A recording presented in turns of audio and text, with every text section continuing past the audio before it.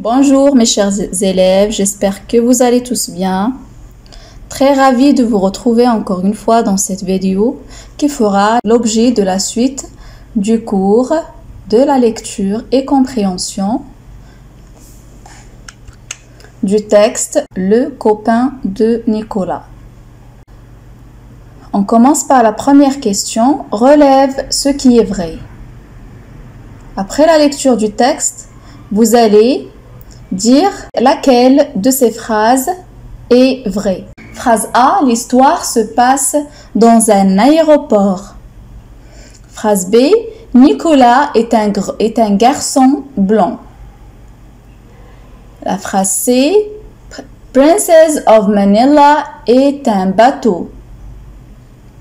Les réponses sont bien sûr dans le texte et sur l'illustration aussi. Deuxièmement, qui raconte l'histoire? Justifie ta réponse. Troisième question, qu'est-ce que les garçons ont fait avant de se dire bonjour? On commence par la première question. Vous remarquez ici que il s'agit d'un bateau. Où se trouvent les bateaux généralement? Est-ce qu'on trouve les bateaux dans un aéroport? Bien sûr que non. Les bateaux se trouvent dans un port. Alors, la phrase A est fausse. La phrase B maintenant. Est-ce que Nicolas est un garçon blanc? Oui, c'est ce garçon-là. Nicolas, et ça c'est Aimé. Aimé, c'est un garçon noir. Nicolas, c'est un garçon blanc. Alors, la phrase B, elle est vraie. Princess of Manila est un bateau. Oui, vous voyez sur le bateau, il est écrit le nom Princess of Manila. C'est un bateau et cette phrase est bien sûr vraie. Alors, les phrases A et B sont vraies. La deuxième question, qui raconte l'histoire? Justifie ta réponse. Alors, c'est Nicolas qui raconte l'histoire, car dans le texte, on utilise le pronom je et le déterminant mon. Vous allez le remarquer dans le premier paragraphe lorsque Nicolas a vu Aimé. Troisième question, qu'est-ce que les garçons ont fait avant de se dire bonjour? Avant de se dire bonjour, les deux garçons se sont regardés premièrement, et se sont regardés l'un vers l'autre, se sont souris, l'un d'eux a fait un signe à l'autre, puis ils se sont levés et sont allés l'un vers l'autre pour s'asseoir ensemble sur une caisse en bois qui est dans le port. On passe maintenant à la question numéro 4. À quoi rêve Aimé? On a dit bien sûr que Aimé, c'est ce garçon-là. Cinquième question. Dans le premier paragraphe, dont il est beau représente Nicolas, Aimé ou bien le bateau. Alors pour la quatrième question, Aimé rêve de voyager aux Philippines à bord d'un bateau. Cinquième question, le pronom personnel il remplace le mot bateau. Il est beau. Lorsque Aimé a dit à Nicolas, est-ce que tu vois que le bateau est beau?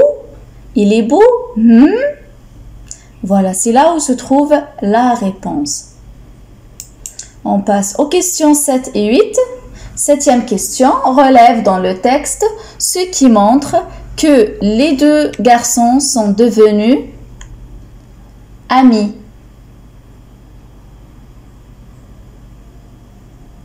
Voilà, il y a un passage dans le texte qui le montre.